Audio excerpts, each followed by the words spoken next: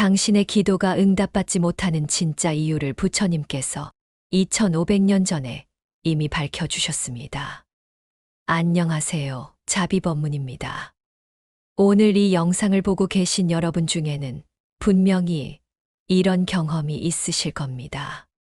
간절히 기도했는데 아무런 응답이 없어서 실망하셨던 적, 부처님께 진심으로 매달렸는데 왜 내 소원만 이루어지지 않는지 의문을 품으셨던 적 말입니다. 어떤 분은 내가 뭘 잘못했나 하며 자책하기도 하고, 또 어떤 분은 정말 부처님이 계시긴 한 걸까 하는 의구심까지 품게 되죠. 하지만 오늘 제가 전해드릴 부처님의 말씀을 듣고 나시면 왜 여러분의 기도가 응답받지 못했는지, 그리고 어떻게 해야 진정한 기도의 힘을 경험할 수 있는지 명확하게 이해하게 되실 것입니다. 이것은 단순한 위로나 희망적인 이야기가 아닙니다. 부처님께서 직접 가르쳐 주신 기도의 참된 원리이자 수많은 수행자들이 실제로 체험한 진리입니다. 여러분이 지금까지 알고 있던 기도의 개념을 완전히 뒤바꿀 이 가르침을 끝까지 들어보시기 바랍니다. 그리고 이 영상이 도움이 되셨다면 구독과 좋아요, 알림 설정까지 부탁드립니다. 더 많은 분들이 이 소중한 법문을 들을 수 있도록 말입니다. 부처님께서는 법구경에서 이렇게 말씀하셨습니다. 모든 법은 마음이 우선이고 마음이 주인이며 마음으로 이루어진다. 이 말씀의 깊은 의미를 이해하는 것이 기도 응답의 첫 번째 열쇠입니다. 많은 분들이 기도할 때 외부의 어떤 존재에게 소원을 빌고 그 존재가 내 소원을 들어줄 것이라고 기대합니다. 마치 하늘에 계신 부처님이 우리의 간청을 듣고 직접 개입해서 문제를 해결해 주실 것이라고 생각하죠. 하지만 부처님의 가르침은 이와는 근본적으로 다릅니다. 부처님께서는 우리 각자가 자신의 운명을 만들어가는 주인공이라고 하셨습니다. 기도는 외부의 힘에 의존하는 것이 아니라 우리 내면의 본래 부처성을 깨우고 활성화시키는 과정입니다. 즉, 기도를 통해 우리는 외부에서 무언가를 받아오는 것이 아니라 우리 안에 이미 존재하는 무한한 가능성과 지혜를 발현시키는 것입니다. 이것을 이해하지 못하고 기도하는 사람은 마치 자신의 집 안에 보물이 가득한데 그것을 모르고 밖에서 구걸하는 것과 같습니다. 부처님께서는 우리 모두가 본래 부처라고 하셨습니다. 이는 단순한 비유가 아니라 절대적인 진리입니다. 우리 안에는 이미 모든 문제를 해결할 수 있는 지혜와 능력이 갖추어져 있습니다. 다만 그것을 깨닫지 못하고 있을 뿐입니다. 그렇다면 왜 우리의 기도는 응답받지 못하는 걸까요? 첫 번째 이유는 바로 탐욕입니다. 부처님께서는 탐진치 삼독이 모든 고통의 근원이라고 하셨습니다. 우리가 기도할 때 대부분은 무언가를 얻고자 하는 욕망에서 출발합니다. 돈을 벌고 싶다, 병을 낫고 싶다, 좋은 사람을 만나고 싶다, 시험에 합격하고 싶다 등등 말입니다. 이런 기도는 본질적으로 탐욕에 근거한 것입니다. 탐욕은 우리의 마음을 어둡게 하고 지혜를 가립니다. 탐욕이 강할수록 우리는 현실을 있는 그대로 보지 못하고 진정한 해결책을 찾지 못합니다. 부처님께서는 탐욕이 있는 곳에 지혜가 있을 수 없다고 하셨습니다. 따라서 탐욕에서 나온 기도는 아무리 간절해도 진정한 힘을 발휘할 수 없습니다. 두 번째 이유는 무명입니다. 무명이란 진리를 알지 못하는 어리석음을 의미합니다. 많은 분들이 기도의 참된 원리를 모르고 잘못된 방식으로 기도합니다. 부처님을 마치 우리의 소원을 들어주는 요술램프의 진이처럼 여기거나 공덕을 쌓으면 그에 대한 대가로 소원이 이루어질 것이라고 생각합니다. 하지만 이는 부처님의 가르침과는 거리가 멉니다. 부처님께서는 우리에게 의존하지 말고 스스로 깨달으라고 하셨습니다. 자신을 등불로 삼고 법을 등불로 삼으라는 유명한 말씀이 바로 이것을 의미합니다. 진정한 기도는 외부의 도움을 구하는 것이 아니라 우리 내면의 지혜와 자비를 깨우는 것입니다. 세 번째 이유는 업장입니다. 업이란 우리가 과거에 지은 행위가 남긴 결과입니다. 부처님께서는 자신이 지은 업의 과보는 반드시 자신이 받는다고 하셨습니다. 만약 우리가 과거에 잘못된 행위를 많이 했다면 그 업장이 우리의 기도를 가로막을 수 있습니다. 하지만 여기서 중요한 것은 업장이 있다고 해서 절망할 필요가 없다는 것입니다. 부처님께서는 업장도 참회와 올바른 수행을 통해 정화할 수 있다고 하셨습니다. 진정한 참회는 단순히 잘못을 뉘우치는 것이 아니라 그 잘못의 근본 원인인 무명을 깨뜨리는 것입니다. 네 번째 이유는 시기입니다. 모든 것에는 때가 있습니다. 부처님께서는 모든 것은 인연 따라 생기고 인연 따라 소멸한다고 하셨습니다. 우리가 원하는 것이 아무리 좋은 것이라 해도 그것을 이룰 인연이 아직 성숙하지 않았다면 이루어질 수 없습니다. 많은 분들이 이것을 이해하지 못하고 조급해합니다. 오늘 기도했으니까 내일 당장 결과가 나와야 한다고 생각합니다. 하지만 씨앗을 심고 나서 당장 열매를 따려고 하는 사람이 있을까요? 모든 것에는 성숙의 과정이 필요합니다. 다섯 번째 이유는 발심의 문제입니다. 발심이란 마음을 일으키는 것인데 진정한 기도는 올바른 발심에서 시작되어야 합니다. 부처님께서는 보리심, 즉 깨달음을 구하는 마음과 중생을 제도하려는 자비심이 모든 수행의 근본이라고 하셨습니다. 그런데 우리가 평소에 하는 기도는 어떻습니까? 대부분 자신의 이익만을 위한 기도들입니다. 내가 잘 되기를, 내 가족이 건강하기를, 내 사업이 잘 되기를 바라는 기도들 말입니다. 이런 기도는 이기심에서 나온 것이기 때문에 큰 힘을 발휘할 수 없습니다. 진정한 기도는 자신의 이익을 넘어서 모든 중생의 행복을 위하는 마음에서 나와야 합니다. 부처님께서는 자신과 남을 구별하지 않는 자비심이야말로 가장 큰 힘이라고 하셨습니다. 따라서 우리가 기도할 때도 내가 이 소원을 이루어서 더 많은 중생들을 도울 수 있게 해주십시오라는 마음으로 해야 합니다. 그렇다면 어떻게 해야 진정한 기도를 할 수 있을까요?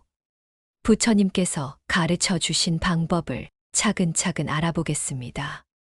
먼저 정견이 필요합니다. 정견이란 올바른 견해로 사물을 있는 그대로 보는 지혜입니다. 우리가 지금 겪고 있는 문제들이 왜 생겼는지, 그 근본 원인이 무엇인지를 정확히 파악해야 합니다. 부처님께서는 모든 고통의 원인이 무명에서 비롯된다고 하셨습니다. 따라서 진정한 해결책은 무명을 깨뜨리는 것입니다.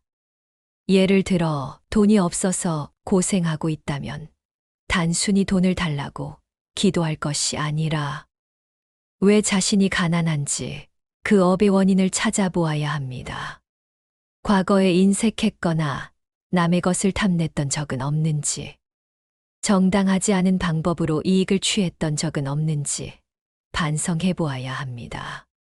그리고 그런 잘못된 습관과 마음가짐을 바꾸어야 합니다. 다음으로 참회가 필요합니다. 참회는 단순히 잘못을 뉘우치는 것이 아닙니다. 참회의 참은 깨닫는다는 뜻이고 회는 돌이킨다는 뜻입니다. 즉, 자신의 잘못을 깨닫고 마음을 돌이키는 것이 참회입니다. 부처님께서는 참회에 네 가지 힘이 있다고 하셨습니다. 첫째는 의지력으로 부처님과 보살님들을 의지하는 마음입니다. 둘째는 참회력으로 자신의 잘못을 진심으로 뉘우치는 마음입니다. 셋째는 대치력으로 잘못된 행위 대신 선한 행위를 하는 것입니다. 넷째는 방지력으로 다시는 같은 잘못을 반복하지 않겠다는 다짐입니다. 이 네 가지 힘을 갖추고 진심으로 참회하면 아무리 무거운 업장도 정화될 수 있습니다. 부처님께서는 바닷물이 모든 더러운 것을 씻어내듯 참회의 물은 모든 업장을 씻어낸다고 하셨습니다. 세 번째로 보시를 실천해야 합니다. 보시란 남에게 베푸는 것입니다. 부처님께서는 보시에 세 가지가 있다고 하셨습니다. 재보시는 재물을 베푸는 것이고, 법보시는 법을 가르쳐 주는 것이며, 무해보시는 두려움에서 벗어나게 해주는 것입니다. 보시를 하면 복덕이 쌓입니다. 복덕이 쌓이면 우리의 기도가 이루어질 인연이 성숙됩니다. 하지만 여기서 중요한 것은 보시를 할 때의 마음가짐입니다. 대가를 바라고 하는 보시는 진정한 보시가 아닙니다. 아무런 계산 없이 순수한 자비심으로 하는 보시야말로 참된 보시입니다. 네 번째로 지계를 지켜야 합니다. 지계란 계율을 지키는 것입니다. 부처님께서는 계율이 모든 수행의 기초라고 하셨습니다. 계율을 지키지 않으면 마음이 산란해지고 산란한 마음으로는 진정한 기도를 할 수 없습니다. 제가 불자들이 지켜야 할 기본적인 계율은 5개입니다. 살생하지 않고, 도둑질하지 않고, 사음하지 않고, 거짓말하지 않고, 술을 마시지 않는 것입니다. 이 5가지만 제대로 지켜도 우리의 마음은 많이 맑아집니다. 5번째로 인욕을 실천해야 합니다. 인욕이란 참고 견디는 것입니다. 부처님께서는 참는 것보다 큰 고행이 없고 참는 것보다 큰 힘이 없다고 하셨습니다. 우리가 원하는 것이 당장 이루어지지 않더라도 조급해하지 말고 참고 기다려야 합니다. 또한 다른 사람이 우리에게 해를 끼치더라도 화내지 말고 참아야 합니다. 화를 내면 우리가 그동안 쌓은 공덕이 모두 불타버립니다. 부처님께서는 한 번의 분노가 1000겁의 공덕을 태운다고 하셨습니다. 6번째로 정진해야 합니다. 정진이란 게으르지 않고 꾸준히 노력하는 것입니다. 기도도 마찬가지입니다. 한두 번 기도하고 포기해서는 안 됩니다. 매일 꾸준히 변함없는 마음으로 기도해야 합니다. 부처님께서는 물방울이 바위를 뚫듯 꾸준한 노력은 반드시 결실을 맺는다고 하셨습니다. 우리의 간절한 기도가 매일 축적되면 언젠가는 반드시 그의 힘이 발현됩니다. 7번째로 선정을 닦아야 합니다. 선정이란 마음을 고요히 하는 것입니다. 찬란한 마음으로는 제대로 된 기도를 할 수 없습니다. 기도하기 전에 먼저 마음을 고요히 가라앉혀야 합니다. 간단한 방법은 호흡에 집중하는 것입니다. 천천히 깊게 숨을 들이마시고 내쉬면서 마음을 안정시킵니다. 그리고 마음이 고요해진 상태에서 기도를 시작합니다. 이렇게 하면 기도의 효과가 훨씬 커집니다. 8번째로 지혜를 길러야 합니다. 지혜란 사물의 본질을 꿰뚫어 보는 능력입니다. 부처님께서는 지혜가 모든 번뇌를 끊는 최고의 도구라고 하셨습니다. 지혜가 있으면 우리가 왜 고통받는지 알 수 있고, 어떻게 해야 그 고통에서 벗어날 수 있는지도 알 수 있습니다. 지혜를 기르는 가장 좋은 방법은 부처님의 가르침을 공부하는 것입니다. 경전을 읽고 법문을 듣고 선지식의 가르침을 받아야 합니다. 또한 일상생활에서도 항상 관찰하고 사유하는 습관을 길러야 합니다. 이렇게 8정도를 실천하면서 기도하면 반드시 응답을 받을 수 있습니다. 하지만 여기서 주의해야 할 점이 있습니다. 우리가 원하는 형태로 응답이 오지 않을 수도 있다는 것입니다. 부처님께서는 중생의 근기에 따라 가르침을 주신다고 하셨습니다. 마찬가지로 우리의 기도에 대한 응답도 우리에게 가장 필요한 형태로 옵니다. 때로는 우리가 원하는 것과 정반대의 상황이 일어날 수도 있습니다. 하지만 그것도 부처님의 자비로운 배려입니다. 예를 들어 사업이 잘 되기를 기도했는데 오히려 사업이 망할 수도 있습니다. 하지만 그것이 우리의 탐욕을 깨뜨리고 진정한 행복을 찾게 해주는 계기가 될 수 있습니다. 부처님께서는 때로는 고통이 최고의 스승이라고 하셨습니다. 따라서 우리는 결과에 대한 집착을 버리고 오직 현재 할 수 있는 최선을 다해야 합니다. 결과는 부처님께 맡기고 우리는 묵묵히 우리의 길을 걸어가야 합니다. 또한 기도할 때는 반드시 회향을 해야 합니다. 회향이란 자신이 쌓은 공덕을 모든 중생과 나누는 것입니다. 이 공덕으로 모든 중생이 고통에서 벗어나고 행복하기를 바랍니다. 라고 회향하는 것입니다. 회향을 하면 우리의 공덕이 줄어드는 것이 아니라 오히려 더 커집니다. 부처님께서는 촛불을 나누어 주어도 원래 촛불이 어두워지지 않듯 공덕을 나누어 주어도 공덕이 줄어들지 않는다고 하셨습니다. 마지막으로 진정한 기도의 궁극적 목적은 깨달음을 얻는 것입니다. 세속적인 소원들은 모두 일시적인 것들입니다. 아무리 많은 돈을 벌고 아무리 좋은 자리에 올라도 그것들은 언젠가는 사라집니다. 하지만 깨달음은 영원합니다. 부처님께서는 모든 중생이 본래 부처라고 하셨습니다. 우리의 진정한 소원은 이 본래 부처성을 깨닫는 것이어야 합니다. 그러면 세속적인 모든 문제들도 자연스럽게 해결됩니다. 깨달음을 얻으면 우리는 더 이상 외부 조건에 의해 흔들리지 않습니다.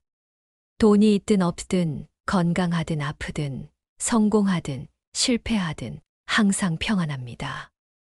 이것이야말로 진정한 행복이고 우리가 추구해야 할 최고의 목표입니다. 여러분, 오늘 이 법문을 들으신 것도 모두 인연입니다. 이 인연을 헛되이 하지 마시고 지금부터라도 올바른 기도를 시작하시기 바랍니다. 탐욕을 버리고 무명을 깨뜨리고 자비심을 기르고 지혜를 닦으시기 바랍니다. 그리고 무엇보다도 부처님에 대한 확고한 믿음을 가지시기 바랍니다. 부처님께서는 결코 우리를 버리지 않으십니다. 우리가 진심으로 부처님의 가르침을 따르고 실천한다면 반드시 부처님의 자비와 지혜를 체험하게 될 것입니다. 기도는 단순히 소원을 비는 것이 아닙니다. 기도는 우리 내면의 부처성을 깨우는 신성한 수행입니다. 이 점을 분명히 기억하시고 오늘부터 새로운 마음으로 기도해 보시기 바랍니다. 부처님께서는 의심하는 자는 얻지 못하고 믿는 자는 모든 것을 얻는다고 하셨습니다. 여러분도 부처님에 대한 흔들리지 않는 믿음을 가지고 정진하신다면 반드시 모든 소원이 성취되고 궁극적으로는 해탈의 기쁨까지 얻으실 수 있을 것입니다. 오늘 법문이 여러분의 수행에 작은 도움이 되었기를 바라며 이 공덕을 모든 중생에게 회향합니다. 모든 중생이 고통에서 벗어나고 진정한 행복을 얻기를 간절히 기원합니다. 나무 아미타불, 나무관세음보살, 나무지장보살 마하살. 감사합니다. 당신의 기도가 응답받지 못하는 진짜 이유를 부처님께서 2500년 전에 이미 밝혀주셨습니다. 안녕하세요. 자비법문입니다. 오늘 이 영상을 보고 계신 여러분 중에는 분명히 이런 경험이 있으실 겁니다. 간절히 기도했는데 아무런 응답이 없어서 실망하셨던 적, 부처님께 진심으로 매달렸는데 왜 내 소원만 이루어지지 않는지 의문을 품으셨던 적 말입니다. 어떤 분은 내가 뭘 잘못했나 하며 자책하기도 하고 또 어떤 분은 정말 부처님이 계시긴 한 걸까 하는 의구심까지 품게 되죠. 하지만 오늘 제가 전해드릴 부처님의 말씀을 듣고 나시면 왜 여러분의 기도가 응답받지 못했는지, 그리고 어떻게 해야 진정한 기도의 힘을 경험할 수 있는지 명확하게 이해하게 되실 것입니다. 이것은 단순한 위로나 희망적인 이야기가 아닙니다. 부처님께서 직접 가르쳐 주신 기도의 참된 원리이자 수많은 수행자들이 실제로 체험한 진리입니다. 여러분이 지금까지 알고 있던 기도의 개념을 완전히 뒤바꿀 이 가르침을 끝까지 들어보시기 바랍니다.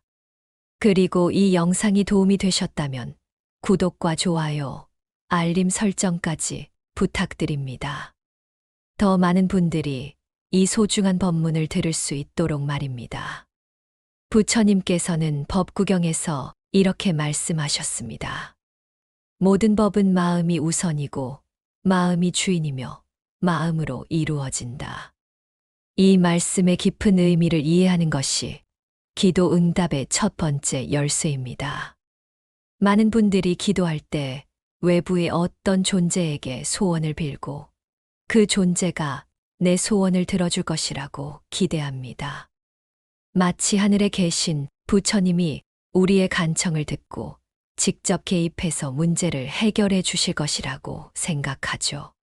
하지만 부처님의 가르침은 이와는 근본적으로 다릅니다.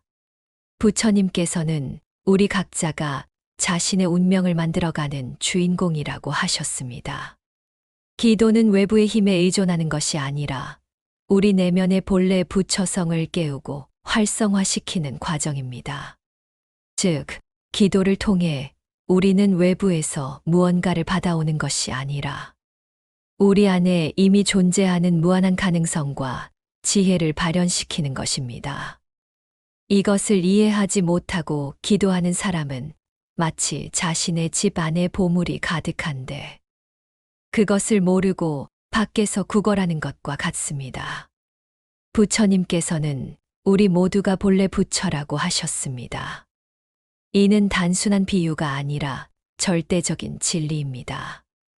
우리 안에는 이미 모든 문제를 해결할 수 있는 지혜와 능력이 갖추어져 있습니다. 다만 그것을 깨닫지 못하고 있을 뿐입니다. 그렇다면 왜 우리의 기도는 응답받지 못하는 걸까요? 첫 번째 이유는 바로 탐욕입니다. 부처님께서는 탐진치 삼독이 모든 고통의 근원이라고 하셨습니다. 우리가 기도할 때 대부분은 무언가를 얻고자 하는 욕망에서 출발합니다. 돈을 벌고 싶다, 병을 낫고 싶다, 좋은 사람을 만나고 싶다, 시험에 합격하고 싶다 등등 말입니다. 이런 기도는 본질적으로 탐욕에 근거한 것입니다. 탐욕은 우리의 마음을 어둡게 하고 지혜를 가립니다. 탐욕이 강할수록 우리는 현실을 있는 그대로 보지 못하고 진정한 해결책을 찾지 못합니다. 부처님께서는 탐욕이 있는 곳에 지혜가 있을 수 없다고 하셨습니다. 따라서 탐욕에서 나온 기도는 아무리 간절해도 진정한 힘을 발휘할 수 없습니다. 두 번째 이유는 무명입니다. 무명이란 진리를 알지 못하는 어리석음을 의미합니다. 많은 분들이 기도의 참된 원리를 모르고 잘못된 방식으로 기도합니다. 부처님을 마치 우리의 소원을 들어주는 요술램프의 지니처럼 여기거나 공덕을 쌓으면 그에 대한 대가로 소원이 이루어질 것이라고 생각합니다. 하지만 이는 부처님의 가르침과는 거리가 멉니다. 부처님께서는 우리에게 의존하지 말고 스스로 깨달으라고 하셨습니다. 자신을 등불로 삼고 법을 등불로 삼으라는 유명한 말씀이 바로 이것을 의미합니다. 진정한 기도는 외부의 도움을 구하는 것이 아니라 우리 내면의 지혜와 자비를 깨우는 것입니다. 세 번째 이유는 업장입니다. 업이란 우리가 과거에 지은 행위가 남긴 결과입니다. 부처님께서는 자신이 지은 업의 과보는 반드시 자신이 받는다고 하셨습니다. 만약 우리가 과거에 잘못된 행위를 많이 했다면 그 업장이 우리의 기도를 가로막을 수 있습니다. 하지만 여기서 중요한 것은 업장이 있다고 해서 절망할 필요가 없다는 것입니다.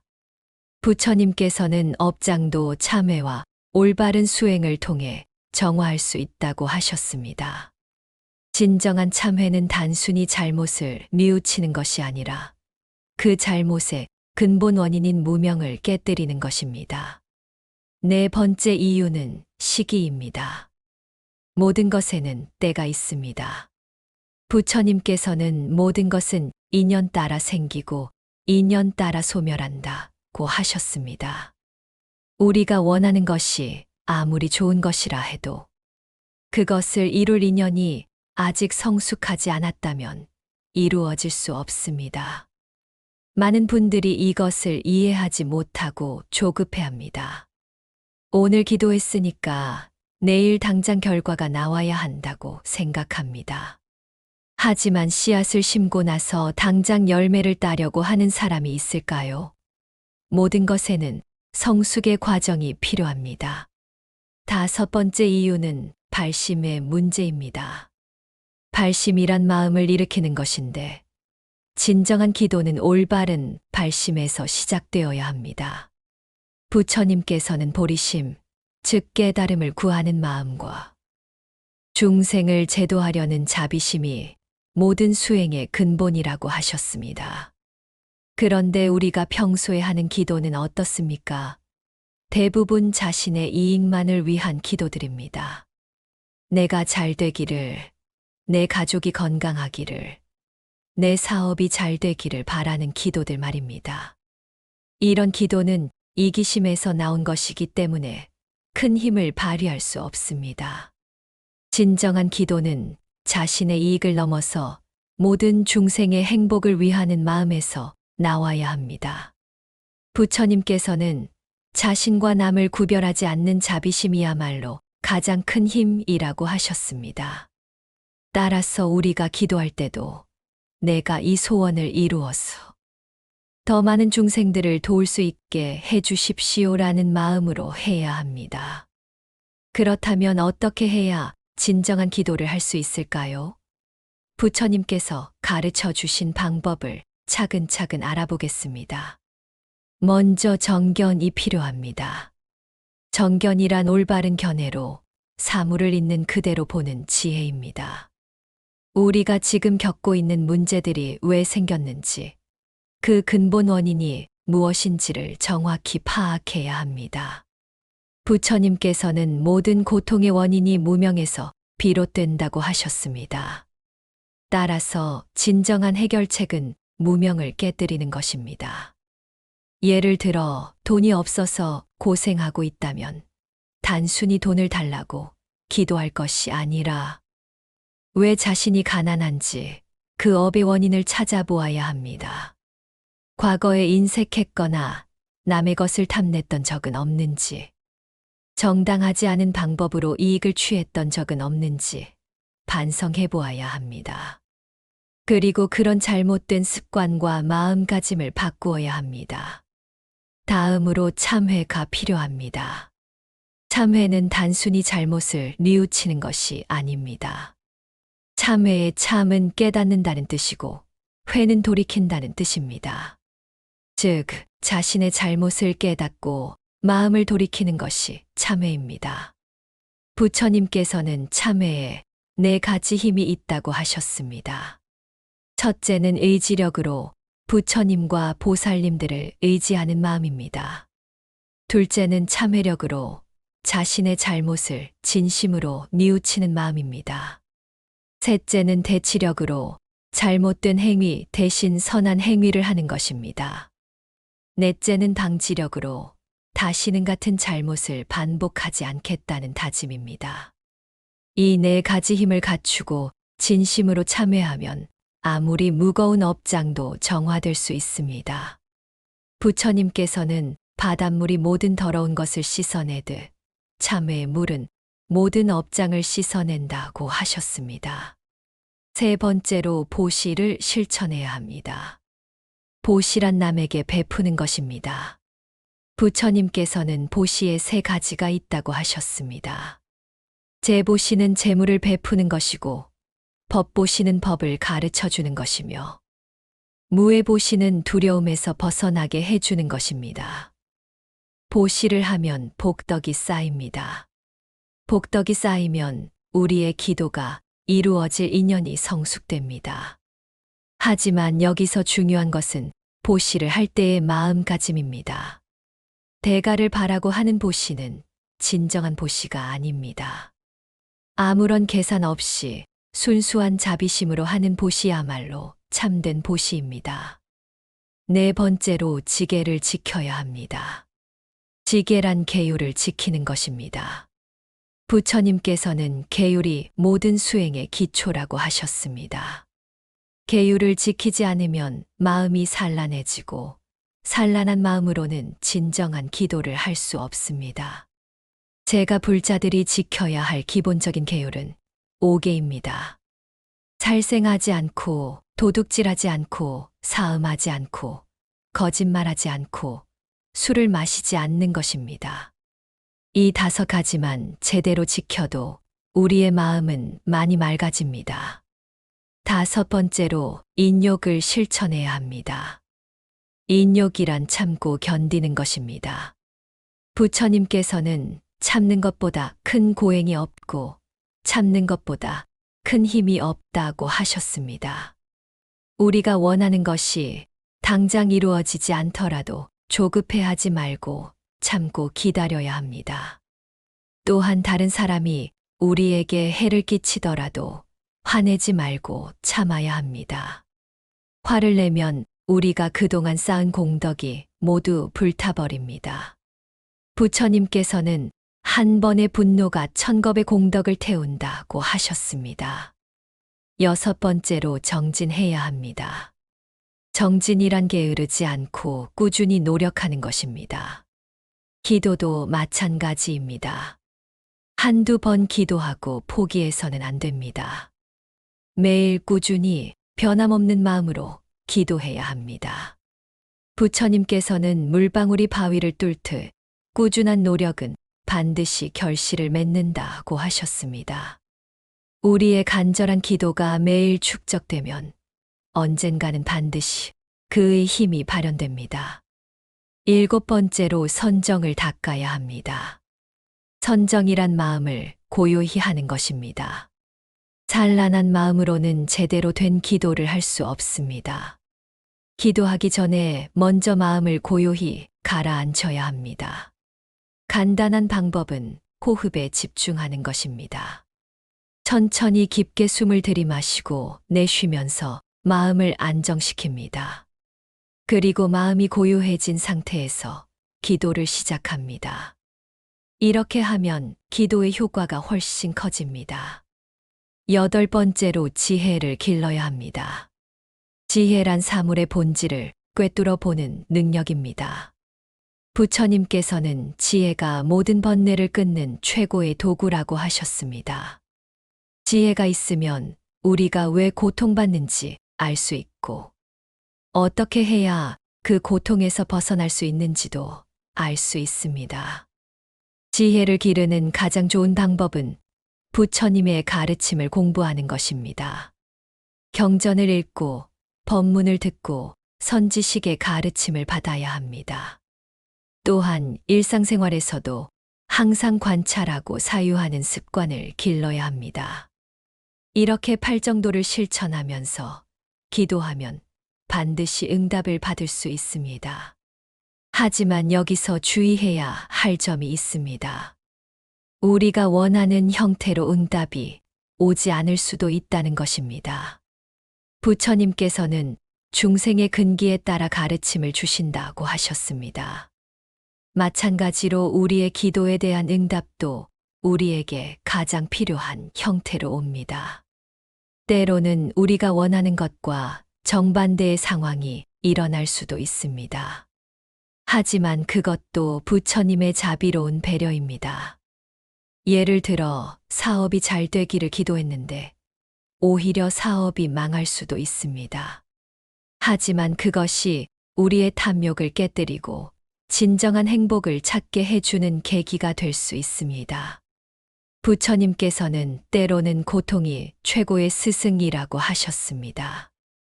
따라서 우리는 결과에 대한 집착을 버리고 오직 현재 할 수 있는 최선을 다해야 합니다. 결과는 부처님께 맡기고 우리는 묵묵히 우리의 길을 걸어가야 합니다. 또한 기도할 때는 반드시 회향을 해야 합니다. 회향이란 자신이 쌓은 공덕을 모든 중생과 나누는 것입니다. 이 공덕으로 모든 중생이 고통에서 벗어나고 행복하기를 바랍니다. 라고 회향하는 것입니다. 회향을 하면 우리의 공덕이 줄어드는 것이 아니라 오히려 더 커집니다. 부처님께서는 촛불을 나누어 주어도 원래 촛불이 어두워지지 않듯 공덕을 나누어 주어도 공덕이 줄어들지 않는다고 하셨습니다. 마지막으로 진정한 기도의 궁극적 목적은 깨달음을 얻는 것입니다. 세속적인 소원들은 모두 일시적인 것들입니다. 아무리 많은 돈을 벌고 아무리 좋은 자리에 올라도 그것들은 언젠가는 사라집니다. 하지만 깨달음은 영원합니다. 부처님께서는 모든 중생이 본래 부처라고 하셨습니다. 우리의 진정한 소원은 이 본래 부처성을 깨닫는 것이어야 합니다. 그러면 세속적인 모든 문제들도 자연스럽게 해결됩니다.